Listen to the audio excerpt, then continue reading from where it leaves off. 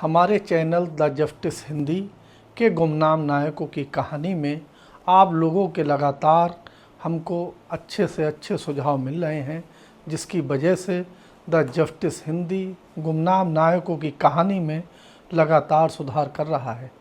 आज हम आपके सामने ऐसे एक गुमनाम नायक की कहानी लेकर आए हैं जिनके पति, देवर और सास समेत पूरा कुनबा ही आज़ादी की लड़ाई में कूद गया और गोरों से ब्रिटिश हुकूमत के ख़िलाफ़ उन्होंने मजबूती के साथ जंग आज़ादी की लड़ाई लड़ी और उनके घराने की कुर्बानियाँ हिंदुस्तान की सबसे बड़ी कुर्बानियों में गिनी जाती हैं।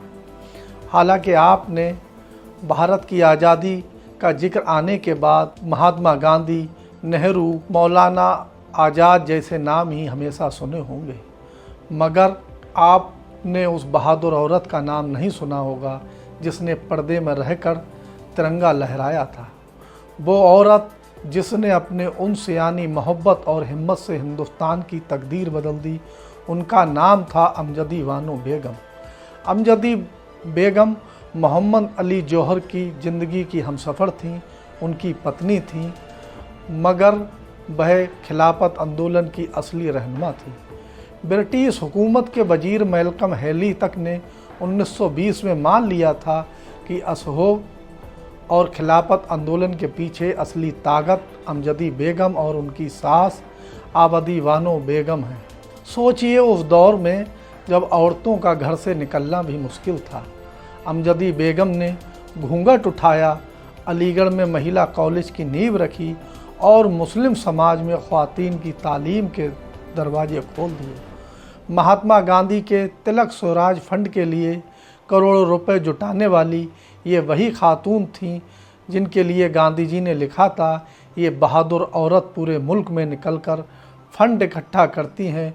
लोग ख़ास तौर पर उन्हें बुलाते थे क्योंकि उनकी आवाज़ में वो असर था जो दिल को छू जाए। 14 सितंबर 1921 को जब मोहम्मद अली जौहर गिरफ्तार हुए तो अमजदी बेगम ने पर्दा हटा दिया और पूरे आंदोलन की बागडोर अपने हाथ में ले ली। जामिया मिलिया के स्टूडेंट्स को हौसला दिया, कांग्रेस के अधिवेशनों में बुलंद आवाज़ की। अब्दुल मजीद दरियावादी लिखते हैं, अमजदी और मोहम्मद अली का रिश्ता था उन ऐसा प्यार जो सुकून दे और हौसला दे। मोहम्मद अली ने कहा, मैं बेगम के बिना लंदन के गोलमेज सम्मेलन में नहीं जा सकता। ये बताता है कि अमजदी सिर्फ हमसफ़र नहीं बल्कि बराबरी की शरीक हयात थी। 1931 में मोहम्मद अली जौहर के इंतकाल के बाद भी अमजदी बेगम नहीं रुकी।